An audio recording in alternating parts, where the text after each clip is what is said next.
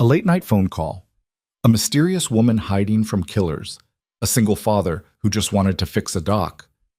But when Adrian Cole arrived at that crumbling lake house, he didn't know he was walking straight into a deadly conspiracy, or that saving her would cost him everything. This is their story. Stay until the end, hit that like button, and drop a comment with your city so I can see how far this story travels. Adrian Cole stood in the rain outside the hardware store, staring at his phone like it might explode. The screen showed his bank account balance, $43.16. Rent was due in 9 days. Mason needed new shoes, but the kid's toes were practically poking through the canvas, and the truck had started making that grinding noise again, the kind that meant expensive and soon. He shoved the phone back in his pocket and unlocked the truck. Water dripped off the brim of his baseball cap. His jacket was soaked through. He'd spent the last 6 hours patching a roof on the north side of Blackwater Ridge for a client who kept saying she'd pay him real soon, which in his experience meant never. "Dad, I'm hungry." Mason sat in the passenger seat with his backpack on his lap, looking up at Adrian with those wide brown eyes that could gut a man at 50 paces. Same eyes his mother had. Same way of tilting his head when he wanted something. "I know, bud. We'll grab something on the way home." "Can we get pizza?" Adrian started the engine. The grinding noise came right on cue, loud enough to make Mason flinch. "We'll see." They didn't get pizza. They got dollar burgers from the gas station and ate them in the truck with the heater rattling and the rain hammering the windshield. Mason didn't complain. He never did. That was the problem. 8 years old and already too good at making himself small, at not asking for things, at pretending everything was fine when it wasn't. Adrian watched him pick at his fries and felt the familiar weight settle onto his chest. 3 years since the accident. 3 years of swimming upstream, of patching together a life that kept springing new leaks, of trying to be both parents to a kid who deserved so much better than a father who could barely keep the lights on. His phone buzzed. Unknown number. Adrian almost didn't answer. Unknown numbers were usually debt collectors or scammers or someone calling about his truck's extended warranty, but something made him swipe to accept. "This is Adrian." Silence on the other end. Not dead air. He could hear breathing, soft, uncertain. "Hello? Are you the contractor?" A woman's voice, young, strained, like she'd been crying or hadn't slept in days. "Depends what you need. I saw your ad, the one on the community board at the library. It said you do repairs. Decks, docks, structural work." Adrian leaned back against the headrest. He'd put that ad up 6 months ago and gotten exactly 2 calls from it. One turned out to be a wrong number. The other wanted him to build an entire edition for $300. "Yeah, that's me. What's the job?" Another pause, longer this time. "I have a dock. It's falling apart. I need it fixed." "Okay, where are you located?" "Lake House, north end of Howell Lake, past the marina, past the cabins, the blue one at the end of the gravel road." Adrian knew the area. Isolated. No neighbors for half a mile in either direction. The kind of place people went when they wanted privacy, or when they were hiding. "When do you need it done?" "Now. Now like this week, or now like tonight. I'll pay you $5,000 if you start immediately." Adrian sat up straight. Mason looked over at him, chewing a fry. "Say that again." $5,000, cash. Half up front, half when you finish. But you have to come now." Every instinct Adrian had developed over 32 years of life started screaming. This was wrong. This was a setup. This was how people got robbed or worse. Nobody offered that kind of money for dock repair. Nobody. "Lady, I don't know what you're—" "Please." Her voice cracked. "I know how this sounds. I know. But I'm not trying to scam you. I just need help and I need it now and I can pay. I have the money. I just need someone who won't ask questions." Adrian glanced at Mason, at the worn-out shoes, at the dashboard where the check engine light had been on for 2 months. "What's wrong with the dock?" "It's rotted through. I almost fell through it yesterday. It's dangerous." "Why not call someone in the morning? Get a proper estimate?" "Because I need it done quietly and quickly, and I'm willing to pay for that." There it was, the real reason. Adrian closed his eyes. "You in some kind of trouble?" "No. I just value my privacy." "Right. Are you interested or not?" He should say no. He should hang up and forget this conversation ever happened, but his brain was already doing the math. $5,000. That was rent. That was Mason's shoes and the truck repair and groceries for 2 months. That was breathing room. Let me see the place first. I'm not agreeing to anything until I know what I'm dealing with. That's fine. How soon can you get here? Adrian checked the time. Almost 8. Mason had school tomorrow, which meant he needed to be in bed by 9. I've got my kid with me. Bring him. I'm not bringing my kid to some stranger's house in the middle of nowhere at night. Then come alone. But come tonight. Adrian rubbed his face. This was insane. Everything about this screamed bad idea. I can be there in an hour, but I'm not making any promises. Thank you. The address is 1847 Lakeshore Drive. Blue House. You'll see it. She hung up before he could respond. Mason was staring at him. Who was that? Someone with a job. Are we going?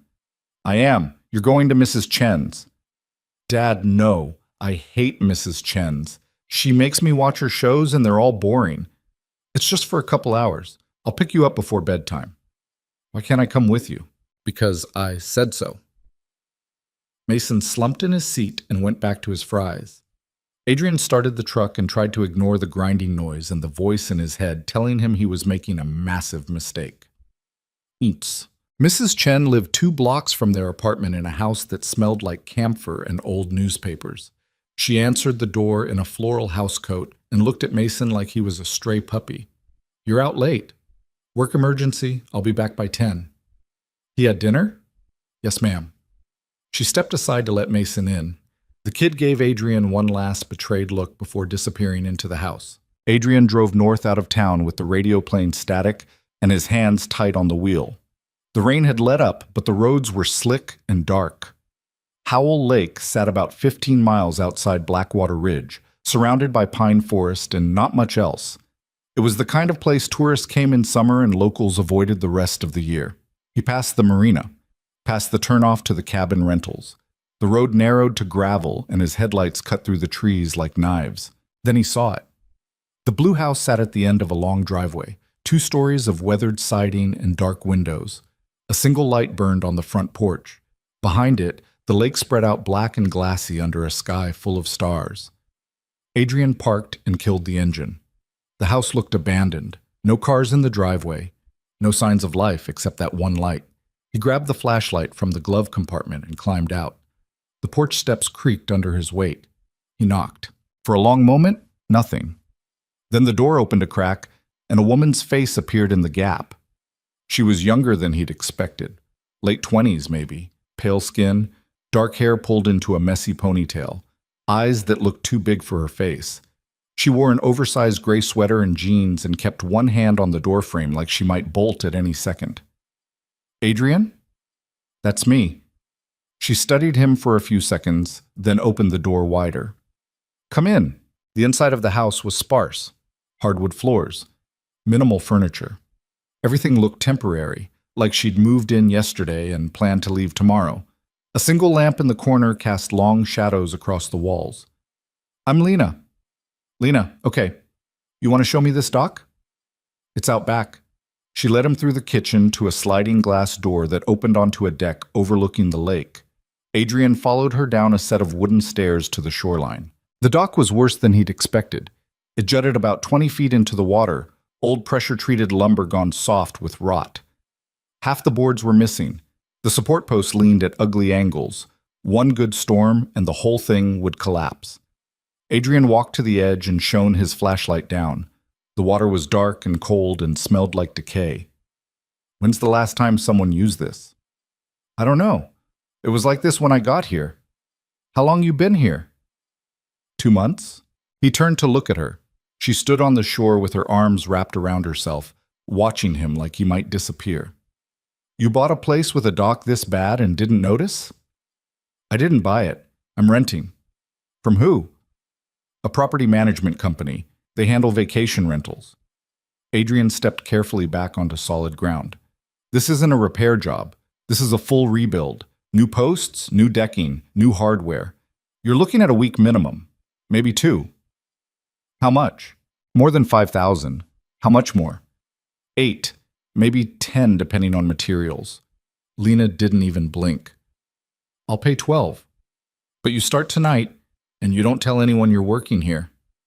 Adrian stared at her. Why? That's not part of the deal.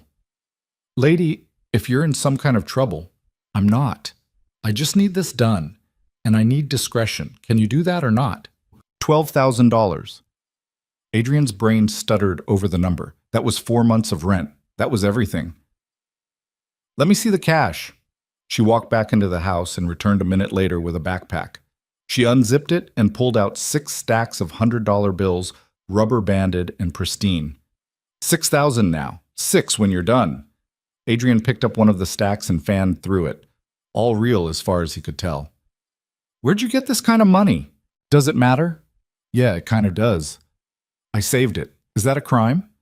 Most people don't keep 12 grand in cash sitting around. Most people aren't me. They stood there in the dark with the lake lapping at the shore and the silence stretching between them. Adrian knew he should walk away, knew this whole thing felt wrong in ways he couldn't articulate. But he thought about Mason's shoes and the truck and the $43 in his account. You pay for materials up front. I give you receipts for everything. And if anything feels off, I'm gone. Lena nodded. Deal. Adrian shoved the cash into his jacket pocket and looked back at the dock. I'll need to pick up supplies in the morning. I can start demo tomorrow afternoon. Why not now? Because it's almost 9 at night and I can't see what I'm doing. There are floodlights on the deck. I also have a kid I need to pick up. Something shifted in her expression. You have a son? Yeah. How old? 8? What's his name? Mason? She was quiet for a moment, staring out at the water. I'm sorry, I didn't mean to keep you. Tomorrow is fine. Adrian turned to go, then stopped. You said you need discretion. What does that mean exactly? It means no one can know you're here. No posting about the job, no telling your friends, no paper trail. You want this under the table. Yes. That's illegal. Only if we get caught. Adrian shook his head. I do everything by the book. Permits, invoices, the whole thing. I'll pay you $15,000 if you skip the permits. He stared at her. What the hell are you running from? Nothing. I'm not running from anything. Then why all the secrecy? That's none of your business. It is if it puts me or my kid in danger. It won't. You can't know that. Lena stepped closer. In the porch light, he could see how exhausted she looked. Bruises under her eyes, skin too pale, the kind of tired that came from weeks of bad sleep. I'm not a criminal, she said quietly. I'm not dealing drugs or laundering money or doing anything illegal. I just need to stay off the radar for a while. And I need this dock fixed because it's the only thing keeping me sane. Can you understand that? Adrian wanted to say no. Wanted to hand the cash back and drive away and forget this night ever happened. $15,000, he said instead. Yes. Half now, half when I'm done. And if I get so much as a weird feeling, I walk. Agreed. She went back inside and returned with another 3 stacks of bills. Adrian counted it twice, then stuffed it into his pockets. He felt like a character in a bad movie, the kind who always ended up dead by the 3rd act. I'll be back tomorrow around noon. Have the floodlights ready. Lena nodded. She looked like she wanted to say something else, but couldn't find the words. Adrian walked back to his truck and didn't look back until he was halfway down the driveway. In the rearview mirror, he could see her standing on the porch, small and alone in the circle of light. He drove back to town with $7,500 in his jacket and a knot in his stomach that wouldn't go away. Mechanic. Mrs. Chen was watching a game show when Adrian knocked. She let him in with a disapproving look. It's past 10. I know. I'm sorry. Mason was asleep on the couch with his backpack still on. Adrian lifted him carefully and carried him to the truck. The kid didn't wake up, just made a small sound and pressed his face into Adrian's shoulder. By the time they got home, it was almost 11. Adrian got Mason into bed without turning on the lights, pulled off the worn-out shoes, and covered him with the blanket. Then he sat at the kitchen table and counted the money again. $7,500. Enough to change everything. Enough to give Mason the kind of stability he deserved. Enough to stop drowning, or enough to pull them both under. Adrian looked at his phone. He could call the police, report the cash, say it felt wrong and let them handle it. But then he thought about the way Lena had looked at him when he mentioned Mason, the softness in her expression, the exhaustion in her eyes. She wasn't dangerous, he was sure of that much. But she was scared, and whatever she was scared of was big enough to make her hide at the end of a gravel road with a backpack full of cash and a dock that was falling into the lake. Adrian put the money in an envelope and hid it in the back of the closet behind the winter coats. Then he lay down on the couch and stared at the ceiling until the sun came up. He dropped Mason at school at 8 and drove straight to the lumberyard. Loaded the truck with pressure-treated posts, decking boards, galvanized screws, and everything else he'd needed. Paid cash. Didn't give his name. By noon, he was back at the blue house with his tools and a cooler full of water. Lena met him on the porch. She looked worse than the night before. Same clothes, same ponytail, eyes red like she'd been crying. "You okay?" Adrian asked. "I'm fine. Do you need help unloading?" "I've got it." He hauled everything down to the dock and spent the next hour pulling up rotten boards and marking the posts that needed replacing. The work was mindless and physical, and he was grateful for it. Gave him something to focus on besides the voice in his head screaming that this was a mistake. Around 2, Lena came down with a sandwich and a bottle of iced tea. "You didn't have to do that," Adrian said. "I know." She sat on the shore and watched him work. Didn't say anything, just sat. After a while, Adrian stopped and wiped the sweat off his face. "You live here alone?" "Yes." "No family nearby?" "No." "Friends?" "Why are you asking?" "Because you hired a stranger to rebuild your dock in the middle of the night and paid him in cash. That's not normal behavior." Lena picked at the grass. "I like my privacy." "There's privacy, and then there's this." "What's this?" "Isolation. The kind that makes people do stupid things." She looked up at him. "Are you always this direct?" "Usually." "Does it work for you?" "Not really." She almost smiled. Almost. Adrian went back to work. By the time the sun started to set, he'd removed all the old decking and half the support posts. His back ached and his hands were raw, and he felt better than he had in months. Lena brought him dinner around 7, chicken and rice in a plastic container. "You cook this?" "Don't sound so surprised." "I just figured you'd order out." "There's nowhere to order from out here." Adrian sat on the shore and ate while she stood a few feet away, arms crossed, staring at the lake. "You ever go out there?" he asked. "Where?" "The lake, swimming, kayaking, anything." "No." "Why not?" "I don't like the water." "Then why rent a lake house?" She didn't answer.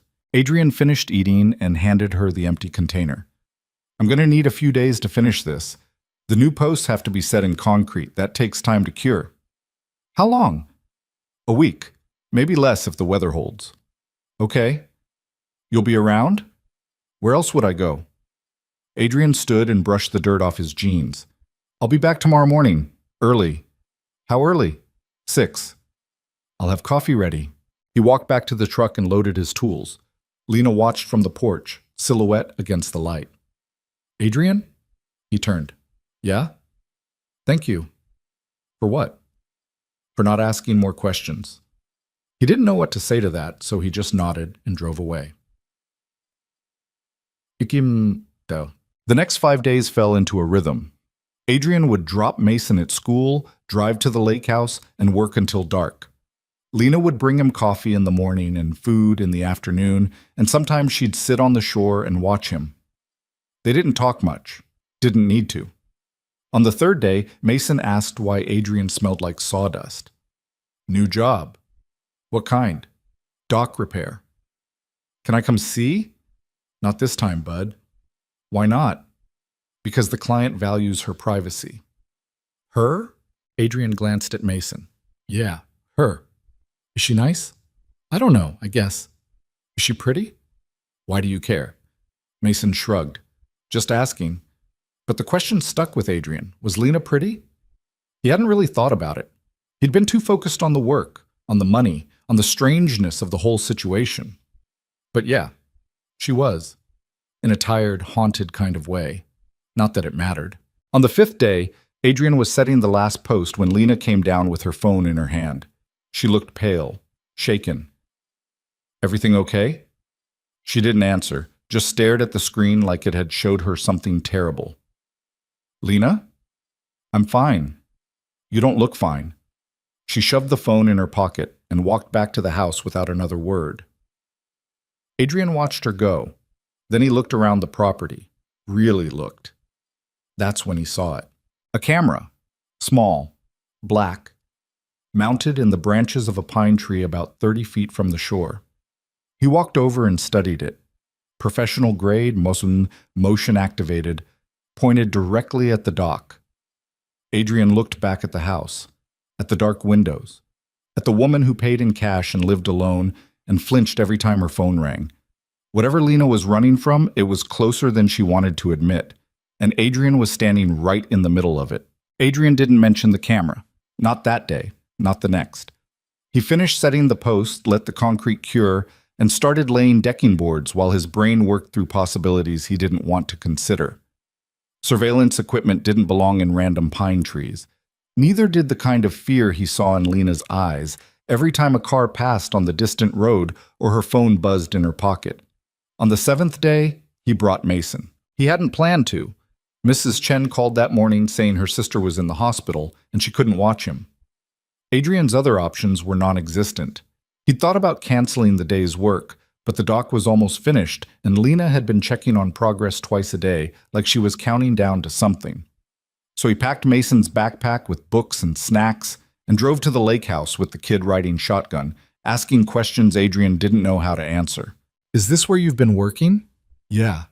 It's pretty far. Yep. Does the lady know I'm coming? I texted her.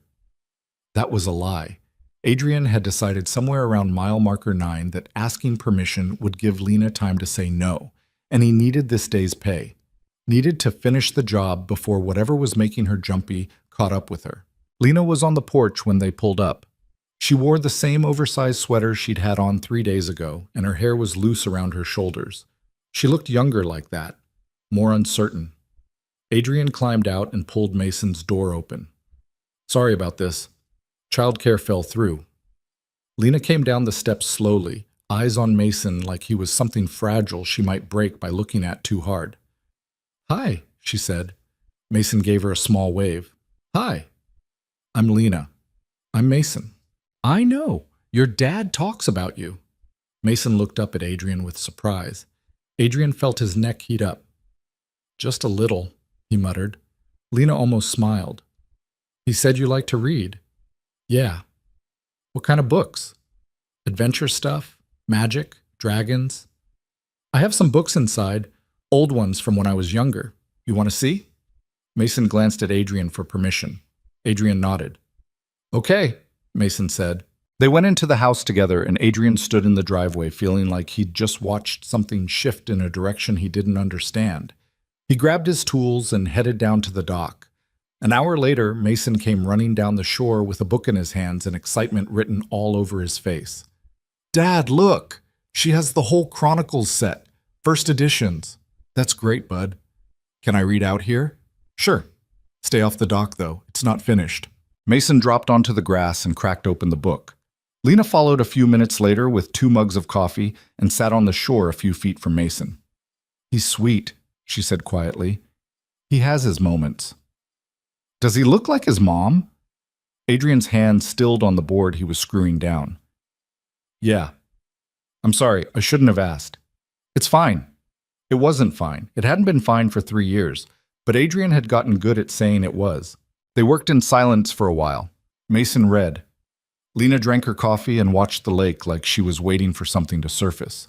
Adrian forced his brain to focus on measurements and angles instead of the way she kept checking her phone. Around noon, Mason looked up from his book. I'm hungry. Lena stood immediately. I'll make lunch. You don't have to do that, Adrian said. I want to. She disappeared into the house. Mason went back to reading. Adrian tried to ignore the uneasy feeling crawling up his spine. 15 minutes later, Lena called them inside. She'd made sandwiches and cut up fruit and poured lemonade into glasses that didn't match. They sat at the kitchen table and Mason told her about school and his teacher and the science project he was working on. Lena listened like every word mattered, asked questions, laughed at his jokes. Adrian watched her transform. The tension in her shoulders eased, her eyes brightened. She looked like a completely different person. "What's your project about?" she asked Mason. "Volcanoes. We have to build one and make it erupt." "That sounds fun." "It's kind of hard. Dad's not very good at crafts." "Hey," Adrian said. "It's true. You said so yourself." Lena grinned. "I used to be pretty good at that stuff. Maybe I could help." "Really?" "Sure, if your dad doesn't mind." Mason looked at Adrian with hope blazing in his eyes. Adrian knew he should say no, should keep whatever this was from getting more complicated. But Mason had been so quiet lately, so closed off, and here he was laughing at a stranger's kitchen table like he'd forgotten how to be sad. "Yeah," Adrian said, "that'd be great."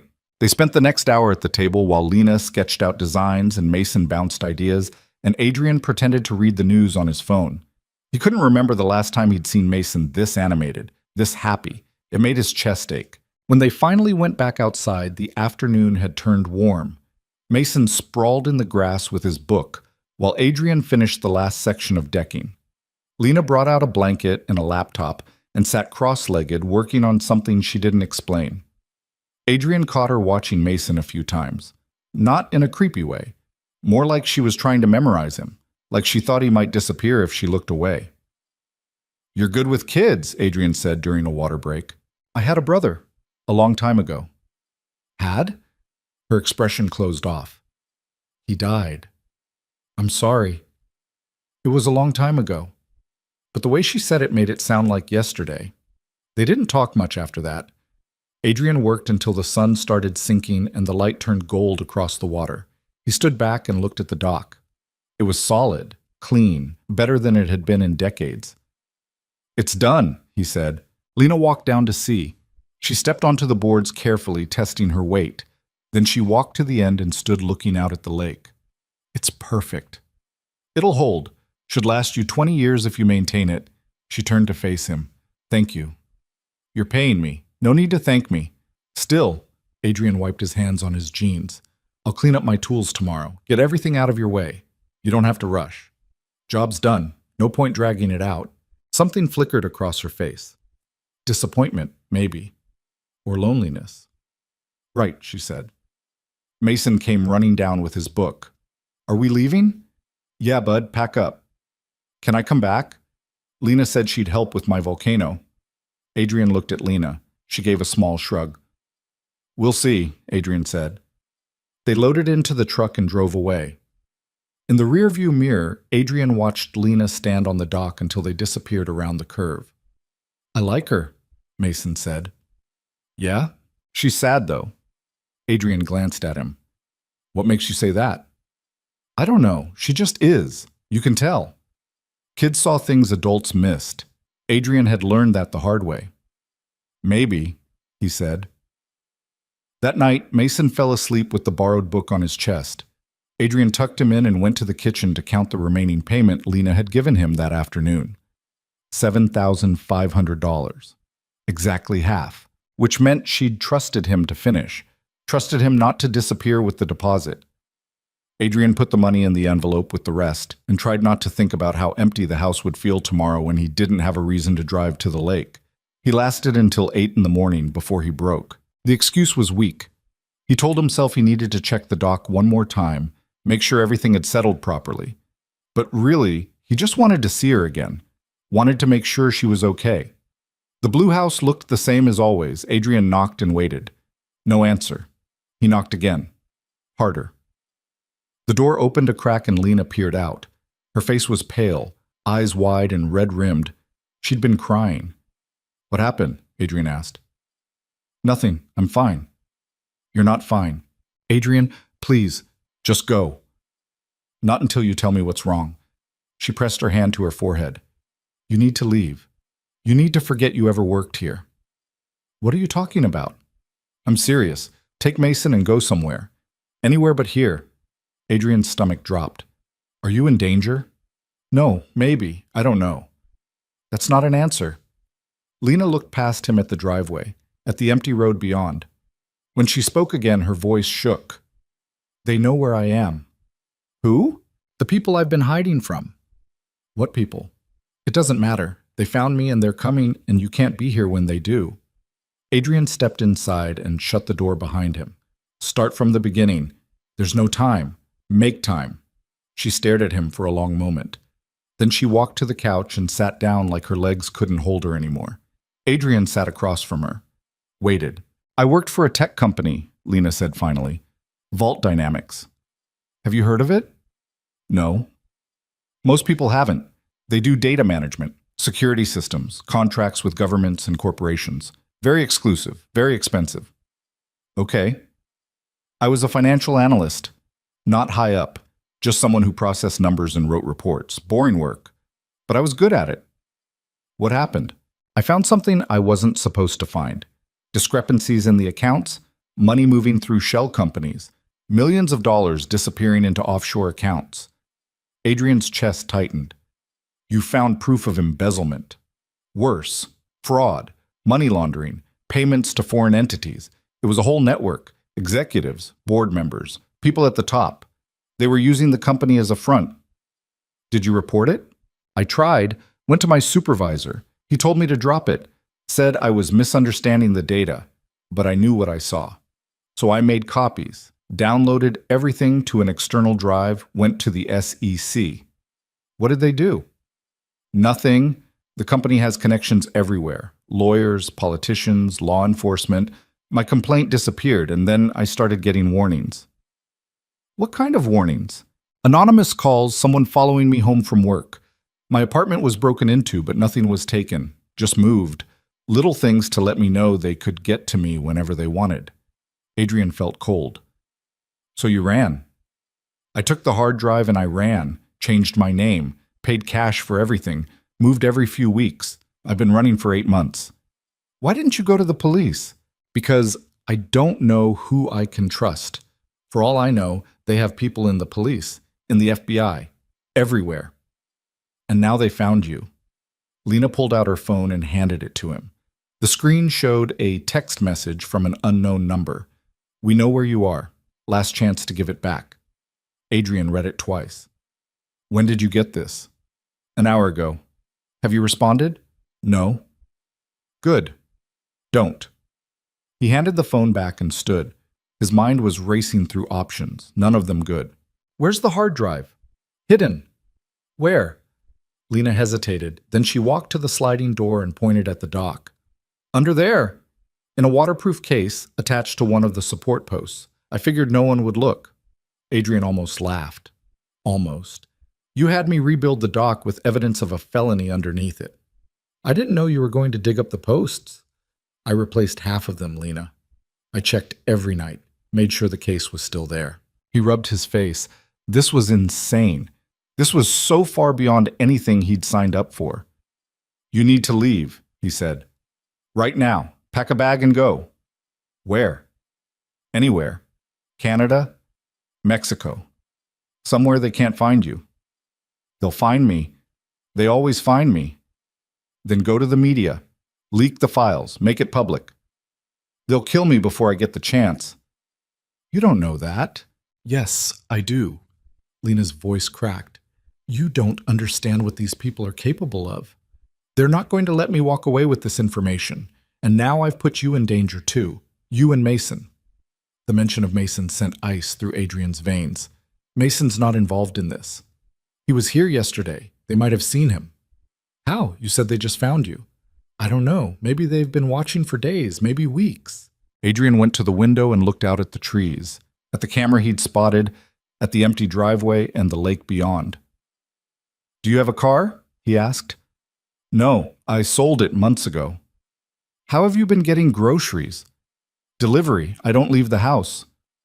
For 2 months you haven't left this house. I told you, I value my privacy. Adrian turned to face her. This isn't privacy. This is prison. It's survival.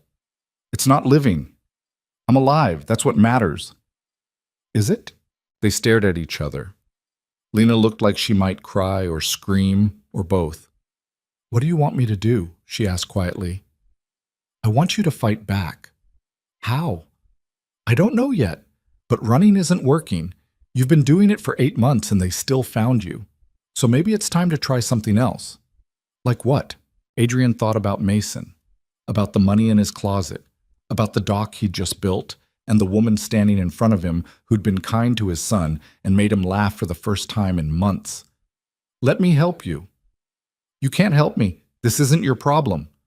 You made it my problem when you paid me 15 grand and told me to keep quiet. I didn't know this would happen. Well, it did. So now we deal with it. Lena shook her head. You should take Mason and leave town. Change your number. Forget you ever met me. Is that what you want? Yes. I don't believe you. Her eyes filled with tears. Please don't do this. Do what? Pretend you can save me. You can't. No one can. Maybe not, but I can try. Why? You don't even know me. Adrian didn't have a good answer for that. Didn't know how to explain the pull he felt toward her, or the anger burning in his chest at the thought of her disappearing again. Because you helped my kid with his volcano project, he said finally, and because you're scared and alone and I know what that feels like. Lena wiped her eyes. This is a bad idea. Probably. You could get hurt. I've been hurt before. Not like this. Let me worry about that. She looked at him for a long time. Then she took a shaky breath and nodded. Okay. Okay?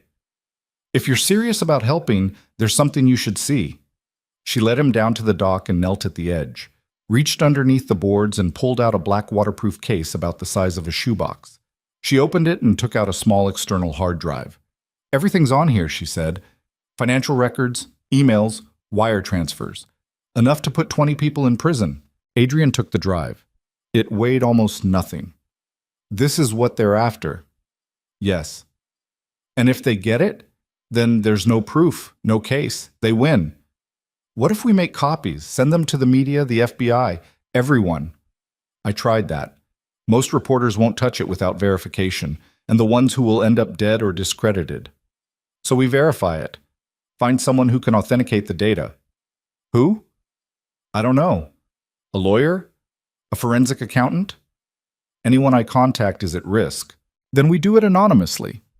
Lena looked at him like he'd suggested they fly to the moon. You really think this could work? I think doing nothing definitely won't work. She took the hard drive back and held it like it might explode. If we do this, we have to be smart, careful. One mistake and we're both dead. Then we don't make mistakes. It's not that simple. I know. Adrian stood and offered her his hand. She looked at it.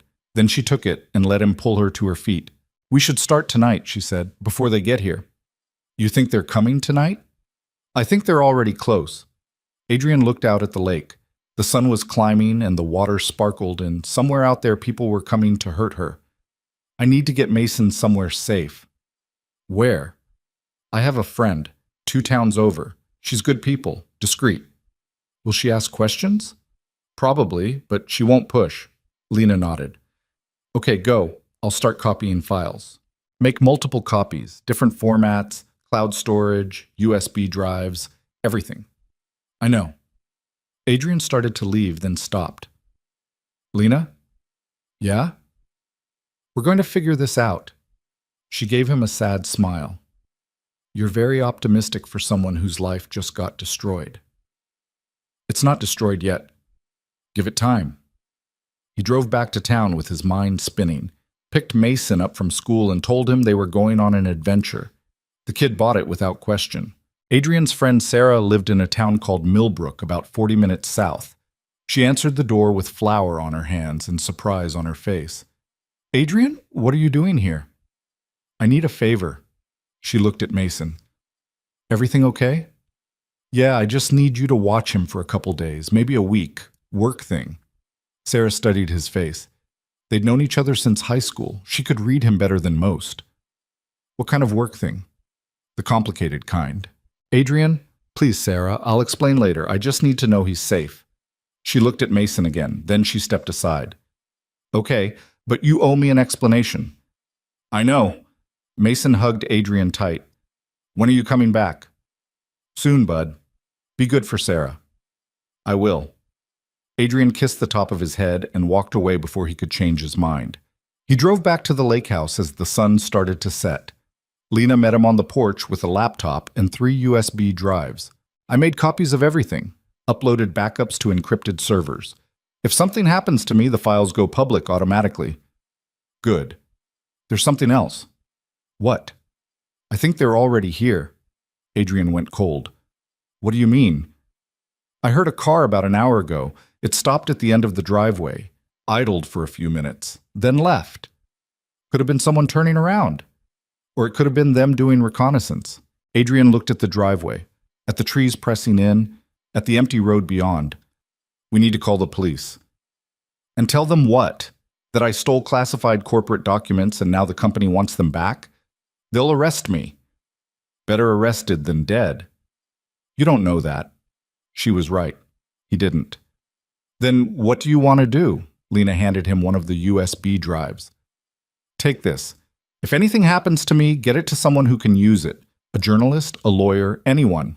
Nothing's going to happen to you. You can't promise that. Watch me. They went inside and locked the doors. Lena closed all the curtains and turned off most of the lights. They sat in the kitchen with the laptop between them and went through the files. Adrian wasn't a financial expert, but even he could see the evidence was damning. Wire transfers to shell companies, invoices for services never rendered, emails discussing payoffs and bribes. It was all there. How did they hide this for so long, he asked. They didn't hide it. They just made sure no one was looking. Until you. Until me. Adrian sat back. You know what you did was brave, right? It was stupid. It was both. Lena almost smiled. Then her phone buzzed. She looked at the screen and her face went white. What? Adrian asked. She turned the phone so he could see. A photo, taken from the trees, showing Adrian's truck parked in the driveway. And beneath it, a message. He can't protect you. Adrian stared at the photo. His truck. Clear as day. Taken maybe an hour ago based on the angle of the light. They've been watching the whole time, Lena whispered. How long? I don't know. Days, maybe. Adrian's hands curled into fists. They saw Mason. Probably. Where's your car? I told you, I don't have one. Then how are we supposed to get out of here? Lena looked at him like he'd missed something obvious. We're not. If we run now, they'll follow. They'll catch us on the road where there are no witnesses and no help. So we just sit here and wait for them to show up? No, we make them think we're trapped, then we hit back. Adrian stood and started pacing. His brain was moving too fast, spinning through scenarios that all ended badly. You have a plan? Sort of. Sort of isn't good enough. It's all I've got. Lena opened the laptop and pulled up a map of the property. She'd marked locations with red dots. The cameras in the trees, blind spots along the perimeter, the dirt road leading to the main highway. There are at least 3 cameras I know about, she said. Probably more I haven't found. They've been tracking my movements, learning my patterns. How do you know? Because that's what I do. Adrian looked at her. What did you do before this job? Before Vault Dynamics? I was in grad school, computer science, cybersecurity focus. Of course you were. It's how I found the discrepancies. I knew what to look for. And they knew you'd be a problem. Not at first, I was careful, but I got sloppy. Accessed files from my work computer, left a trail. How long before they noticed? 2 weeks, maybe less. Adrian went to the window and peered through the curtains. The driveway was empty. The woods beyond looked still. But somewhere out there, people were watching, waiting. What's your plan? He asked. We make copies of the files and hide them, different locations. Then we send a message to Vault Dynamics saying if anything happens to us, everything goes public. They won't believe that. They will if we send proof, enough to show we're serious but not enough to expose everything. And then what? Then we negotiate. Safe passage in exchange for our silence. Adrian turned to face her. You really think they'll let you walk away? No, but it buys us time. Time for what? To get the files to someone who can actually do something with them. A journalist, a federal prosecutor, someone outside their reach. And who exactly is outside their reach? Lena didn't answer because she didn't have one. Adrian sat back down and rubbed his face. Every part of this felt wrong. Felt like they were playing a game they'd already lost. There's another option, he said. What? We give them what they want. Lena's eyes went hard. No. Hear me out. We hand over the drive, tell them it's the only copy, let them think they won. And then? Then we use the backups you already made, go public while they're celebrating. They'll know I made copies. They're not stupid. So we make it convincing. You're scared, desperate. You just want this to end. People believe what they want to believe. Lena shook her head. The second they get that drive, they'll kill us. No witnesses, no loose ends. Not if we do it in public. Somewhere with cameras, lots of people. They've killed people in public before. You know that for a fact? I know what's in those files, the things they've done. Killing us would be easy. Adrian wanted to argue but couldn't find the angle. She was right. He was out of his depth.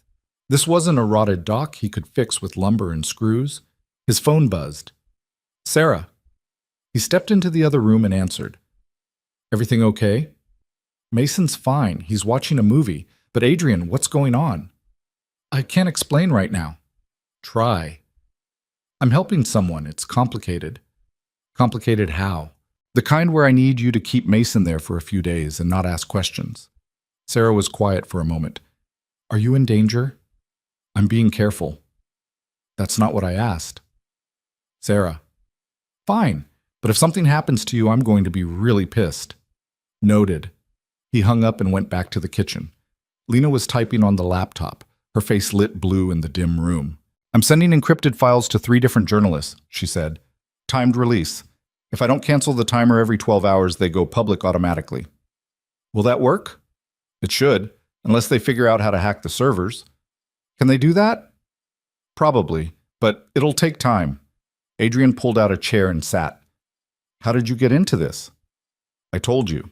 No, I mean, how did you end up alone in a lake house with a backpack full of cash and people trying to kill you? That's not a normal career trajectory. Lena stopped typing. I thought I was doing the right thing. You were. Doesn't feel like it. That's because you're still alive. Give it time. She almost smiled. You're very calm for someone in this situation. I'm not calm. I'm terrified. I'm just good at hiding it. Why are you helping me? Really? Adrian thought about that. About Mason laughing at her kitchen table.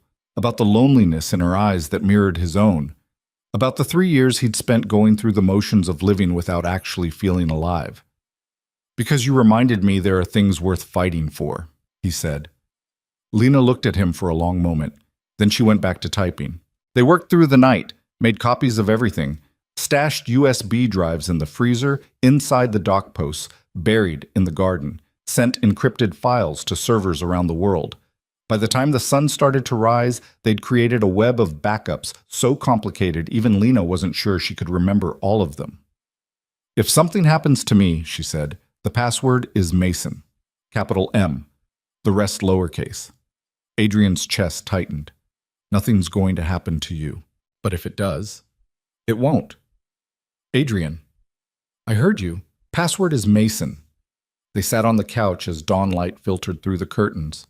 Lena leaned against him, exhausted. He could feel her shaking. I'm sorry I dragged you into this, she said quietly. You didn't drag me. I volunteered. You're an idiot. Yeah, I've been told that before. She laughed softly. It was the first time he'd heard her laugh. It sounded like something she'd forgotten how to do. What happens now? She asked. Now we wait. For what? For them to make a move. Then we make ours. You sound like you've done this before. I haven't. I'm completely making this up as I go. Great. You have a better idea? Run, hide, die alone in a ditch somewhere. That's dark. It's realistic. Adrian shifted so he could look at her. You're not going to die in a ditch. You can't know that. I can try. Lena met his eyes. For a second, he thought she might cry. Instead, she leaned forward and kissed him. It wasn't planned, wasn't smooth. Their noses bumped and she pulled back immediately, looking mortified. Sorry, I don't know why I did that. Adrian's brain had stopped working. It's okay. It's not okay. That was weird and inappropriate, and he kissed her back. Slower this time, gentler. When they broke apart, Lena looked dazed. Oh, she said. Yeah, this is a terrible idea. Probably. We're both going to die. Maybe. You're really bad at reassurance. I know. She kissed him again.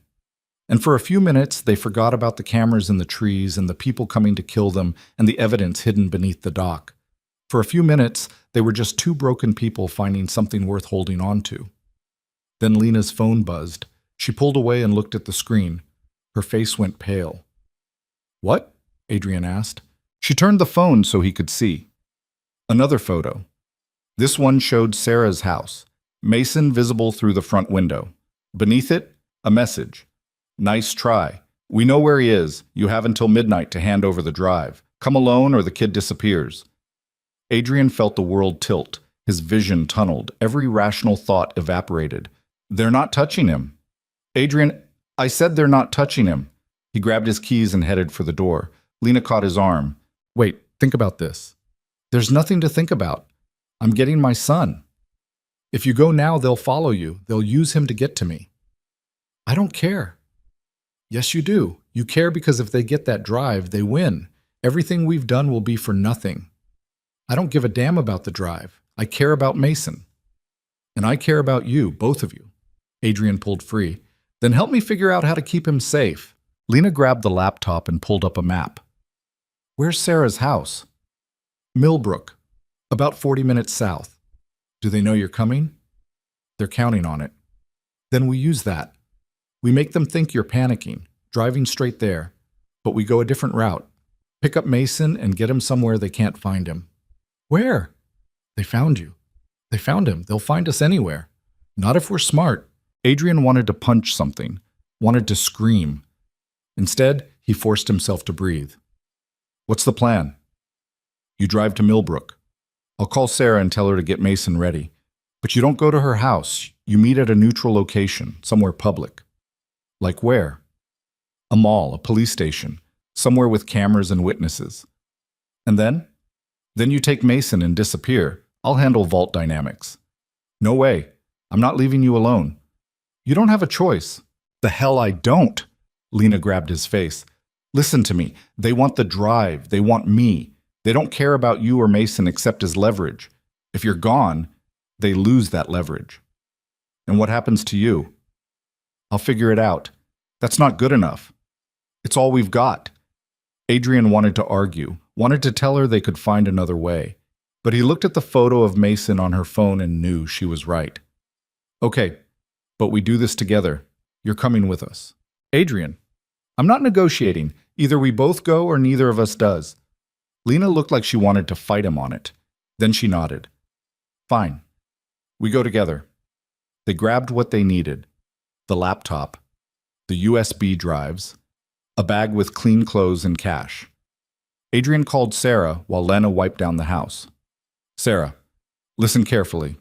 I need you to take Mason to the Millbrook police station right now. What? Why?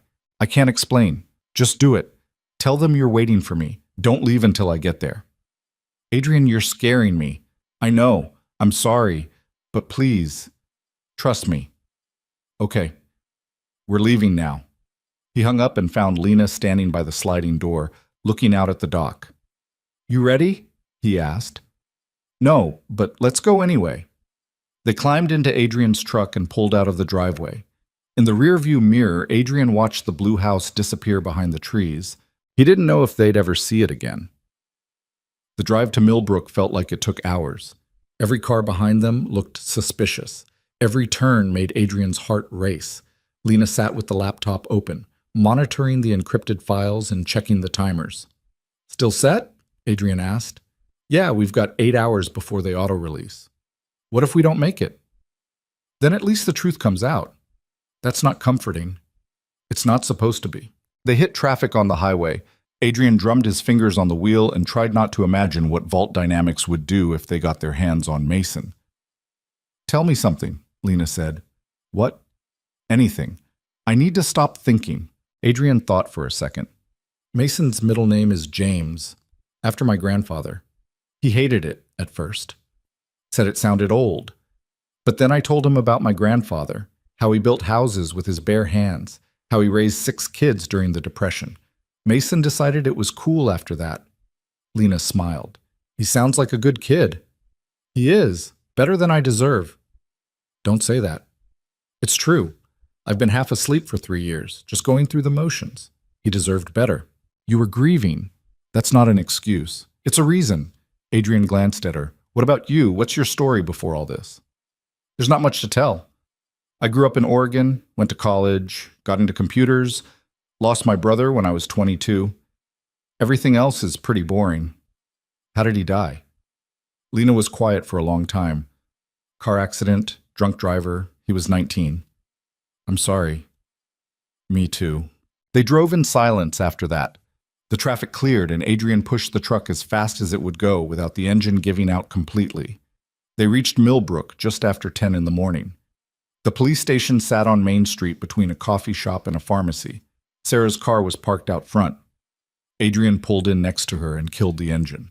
Mason was in the back seat, looking confused and scared. Adrian climbed out and pulled open Sarah's door. You okay? What is going on?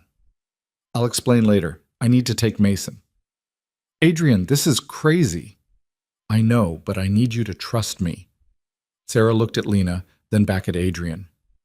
Who is she? Someone I'm helping. With what? Sarah, please. She studied his face, then she nodded. Okay, but you owe me a really good explanation. I know. Adrian opened the back door and Mason climbed out. He looked up at Adrian with those wide eyes. Dad, what's happening? We're going on a trip, bud. Just you, me, and Lena. Where? Somewhere safe. Are we in trouble? No, but we need to be careful for a little while. Mason looked at Lena. Is this because of the people who are mad at you? Lena crouched down to his level. Yeah, but your dad and I are going to fix it, I promise. Okay. You're a brave kid, you know that? Mason shrugged. I guess. Adrian picked him up even though he was getting too big for it, held him tight. I love you, Adrian said.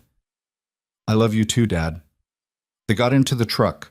Sarah stood on the sidewalk watching them with worry etched across her face. Adrian started the engine and pulled out. In the mirror, he saw Sarah's lips move. She was mouthing something. Be careful.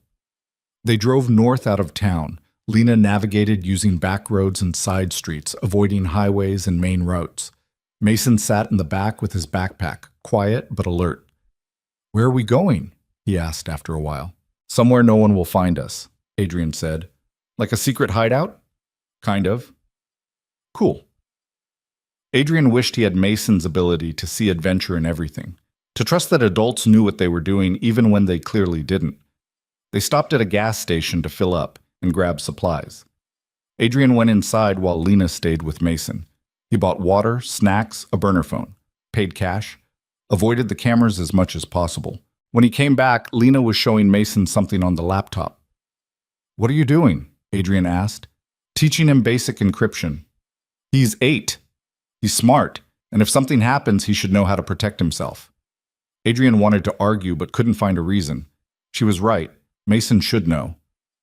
They got back on the road. The sun climbed higher and the miles stretched out, and slowly, Adrian started to breathe again. Maybe they'd make it. Maybe they'd find a way out of this. Then Lena's phone rang. She looked at the screen. Unknown number. Don't answer it, Adrian said. I have to. Why? Because if I don't, they'll assume we're running. This keeps them guessing. She answered and put it on speaker. Hello? A man's voice, smooth, calm, the kind of voice that sold insurance and ordered executions with equal ease. Miss Hart, I hope you're having a pleasant morning. Who is this? You know who this is, just like I know where you are, where your friend Adrian is, where his son is. Adrian's hands tightened on the wheel. What do you want? Lena asked. The same thing I've wanted from the beginning, the data you stole. Return it, and this ends peacefully. And if I don't? Then people get hurt, starting with the ones you care about. I don't care about anyone. The man laughed. We both know that's not true. You care about Adrian, about Mason, about doing the right thing. It's why you took the data in the first place. It's why you're still running instead of destroying it. Maybe I already destroyed it. You didn't. You're too smart for that. You made backups, multiple copies, encrypted and hidden, very thorough. Then why do you need me?